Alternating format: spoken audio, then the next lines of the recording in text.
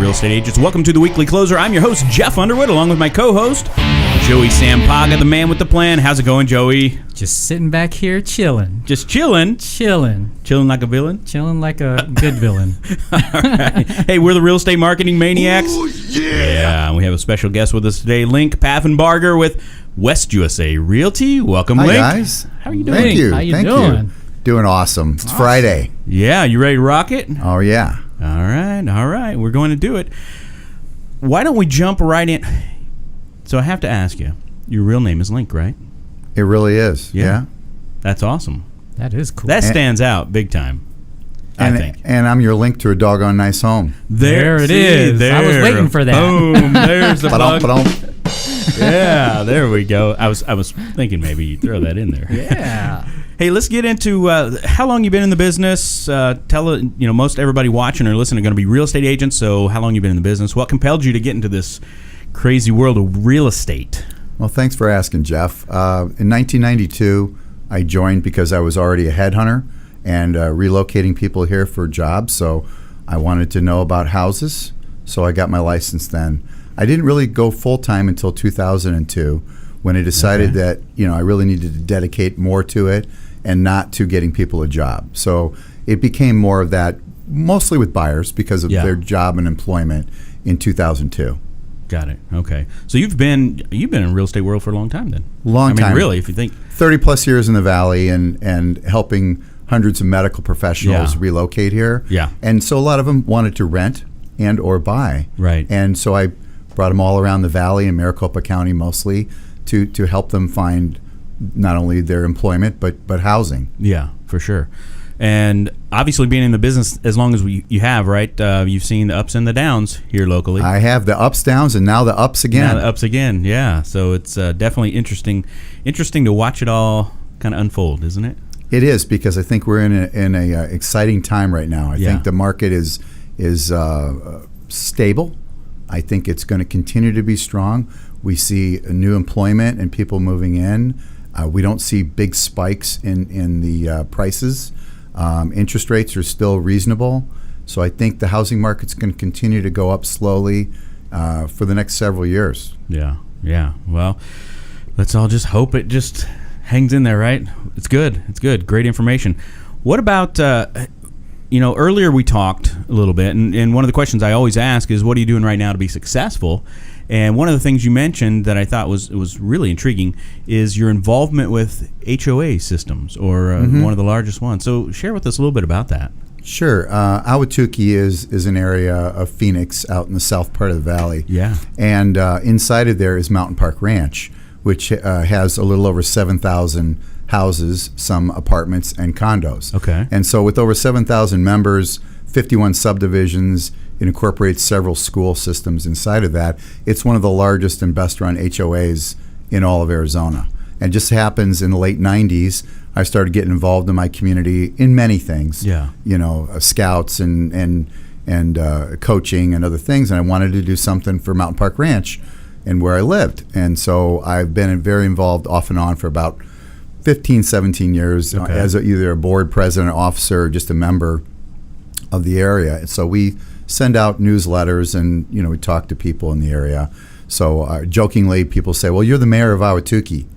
And I'm like, well, there's no mayor of Ahwatukee, but I want to help my community. And so with a name that's unusual, Link, people see my name or recognize it. And I get some buyers from that and sellers, and just try to help people, stay. I don't want them to leave Mountain Park Ranch, but if they're going to leave, I'd like to at least bring in new people into the community that like the area and know it well. Right. And that's what I'm trying to help people for. Absolutely. Well, it sounds like it's really worked out well for you.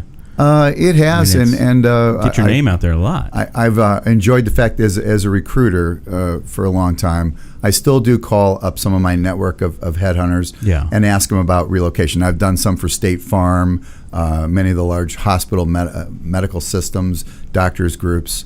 So not just in Ahwatukee, but around the valley. And I'm also a Flagstaff realtor. That sort of happened because 14 years ago I bought a house up there.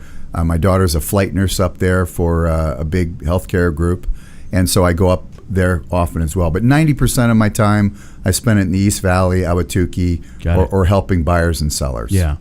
I saw a video, and I don't know how close it was up to Flagstaff, but it was somebody posted it, I don't know, maybe a month ago. Is there like a tiny house community kind of going? They were showing these tiny houses. I think it's just like, there's that Munns Park area, and there's some but people aren't looking for much of that. I think I saw what you had seen too. Most people, I think, if they think about getting away and getting a second home, or it's different than if you're getting a condo or a house for their kid. I think they're looking for something like land or space. They want something that's not Phoenix. Yeah. Something in the cool pines, something different. So that it's a very different type of buyer that's looking up there than is in the valley. In the valley, you've got your average house approaching $300,000. In Flagstaff, the average house approaches $400,000. Yeah. So it's just not an affordable market for a lot of people. Right. So I always encourage people when they're first buying or they move in the valley, maybe you don't want to buy right away. How do you know you want to live in Ahwatukee? Yeah. I know I want to live in Ahwatukee, but I've lived in 9 different places in the Phoenix market. So I always like to ask realtors about it. Like, are your buyers ready to buy now, or do you think they're why do they want to buy now? Right. Let's see what we can do. All right. And we were talking earlier too about your business as far as listings versus buyers. Mm-hmm. You had an interesting perspective on listing. Yeah. People wanting to be a listing specialist. Or what well, have you. So what happens is I think everybody decides at one point if they own a house, maybe they want to sell it. Who should they talk to? Everybody knows 5 realtors, it seems. So if I happen to come up or somebody asks me, can I help? How can I help them? If I mostly work with buyers, I talk to them about it a little bit. It's like, well, I'm not a listing specialist. I work with buyers a lot. However, I have a dear friend. Her name's Holly Matuk, and she's a great friend, agent. She's also does a lot of interior remodeling and design, and she helps me with my clients staging their houses, getting it ready, making great suggestions, sort of a woman's perspective. And she's my secret weapon when it comes to it's not so secret if we're on podcast now. I was going to say, but she's a great person. No longer a secret weapon. But that's all right. I really appreciate her insight on things. And 100% of the time when people take her suggestions, we've been very effective in selling a house and selling it quickly for a good price. So you get her help to go in to look at ways to stage the property better. Absolutely. Basically. Okay. Well, because I want my sellers to be ready and prepare who the house. Usually makes the decision, right? Well, I'd say about 75% of the time it's a woman. Yeah. Okay. Yeah. That makes sense. Yeah. Makes sense to get a woman involved, right? Yeah, I think so. They can speak their language and walk through all the pros and cons and all that. Sure. No, that's great. How about working with other agents? What's your perspective on, how best to do that back and forth? Well, let's just say I've got a listing and you get an agent that shows a house. Yeah. You want to make contact with them that day. They're probably driving the customer around for a while, so you don't want to call them the first hour, even though it comes on your phone, you've got a showing. The agent showed the house. You usually set that up through showing time or they contact you directly. But I like to talk to them almost half the time. People aren't living in Ahwatukee. Might be a Scottsdale agent or some other part of the valley. And I'll ask them, well, how did it go? Maybe why are you looking in Ahwatukee, or what did you think of the house compared to the area? Yeah. And sure. I've literally met agents if they wanted to meet and talk to them about the area and our schools and our area to consider it. And they really appreciate the fact that I'm calling them back personally that day, because they don't want to drive a customer around if they have some valuable piece of information they didn't know. Right. That's what I'm there for. I know Ahwatukee very, very well in 23 years of living there, 33 years of being in the valley, and 7 or 8 places I've lived. Right. So they're probably also showing them properties elsewhere, and I try to show them, here's why Ahwatukee might be the best choice for the money. Yeah, yeah. Just working hand in hand is the best thing, right? Yeah. And one of the things, though, you mentioned just answering the phone. Right? Yeah. We need to make sure that we answer the phone. Well, when you talk to someone, a lot of times they're not calling you on the phone. They're showing the house. Well, they've already shown it. Right. Maybe they'll go back for a second showing, but that day when they've shown it, and they've gone through the house, that's when I like to talk to them about it. What did they like about it? What were their concerns? And years ago, I've worked for Keller Williams, Berkshire Hathaway, Coldwell Banker, and now 14 years at West USA Realty. It's win-win or no deal. I mean, Gary Keller said it in the Millionaire Real Estate Agent book, which is one of my favorite books to read. Yeah.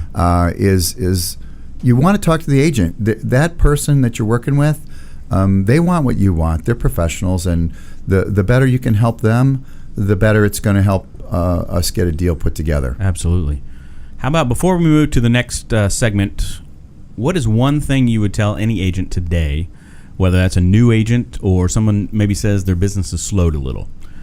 What would you tell them to do right now to start getting business, or best shot to get business? Well, I'd say, first of all, decide what kind of agent you want to be. I mean, simply because you have a real estate license doesn't tell you what you want to be.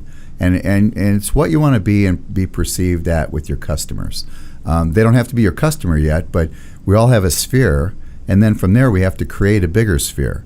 So when you make a first impression with someone, you ought to decide, what is it you want to do for them. Do you want to be a listing specialist? Do you want to be a buyer agent? Do you want to be a property manager?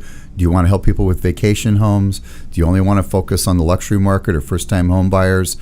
Find something that you think you'd be comfortable doing, and try to focus on that and become the best you can at doing that. Yeah, I agree. It's kind of the one thing, another book by Gary Keller, right? I didn't, to be honest with you, I don't know where that came from. I just learned it's life lessons is really absolutely what's taught me that. Absolutely. All right, so you ready now? Link, you're going to get in the ring, right? I'm always ready. All right, here we go. We're going to get in the ring. How about, what's the best advice anyone's ever given you? My dad. Be true to yourself. Do what will take care of you and your family first. Choose your friends carefully and always be loyal to them. All right, great stuff. Yeah. How about your favorite mobile app? Well, Security Agent. I know Sherry's sitting here in the room. Sherry Griffin. Hey, Sherry. She's definitely my title gal, my go-to gal, and it's a great app because it's quick. I can just do it on my phone, get an estimate, email it out to a customer right away, show them how much something costs and payments, and people love it. No, that's great. How about a book recommendation, or are you going to stick with the... my dad gave me a great book, which was originally printed in 1890. It's called Acres of Diamonds by Cromwell. Wow. And it really talks about spiritual self-awareness and what you may value in life. It's not a get-rich-quick book. It's just a book everyone should give to their people they love the most. Yeah. Wow, okay. We're going to have to check that one out. Yeah. One productivity tool or software that you use on a regular basis? Well, I look at the Cromford reports a lot. Okay. The ASU School of Real Estate and Business. I'm a Cromford guy. I like that. Yeah, I think it's very helpful to have some kind of proof source when you start talking about the market and what's going on and what's coming up. You can talk to agents and you talk to your title people and they give you valuable tools. Sherry gives me so many I couldn't even pick one. But she's helped me immensely. Okay. And I've been pretty loyal to them for the last 14 plus years. So I'd say those are probably my favorite go-tos. All right. And one final question. I'm going to let you draw it out of the mask here. You ready? Sure, man. All right. This is beautiful. What is that, velvet? Oy vey. What is the most adventurous thing you've ever done?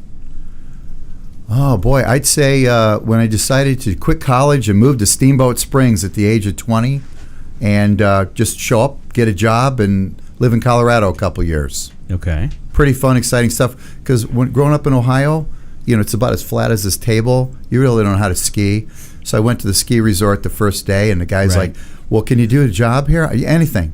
Okay, we'll make you a ski lift operator. Can you ski? Oh, absolutely. I had to ski to my job. So it was a fun way to start my life at 20 years old and pay my own bills and find out it's not just about being in the books. It's about being out there in the world and the life. That's why I live out west instead of living back in the Midwest. Yeah, no, that is great. Yeah, that's a cool story. Pretty I think fun. That a lot of people should try do something different like that. Absolutely, absolutely. How about if agents are listening and they want to get in touch with you? Do you mind letting them know how just they can go to do that? linktherealtor.com and reach me there. Linktherealtor.com. Linktherealtor.com. It's the easiest way to find me. Awesome. Okay. Well, thanks for being here. It's a lot of fun, you guys. Yeah, Yes. no, we truly appreciate it.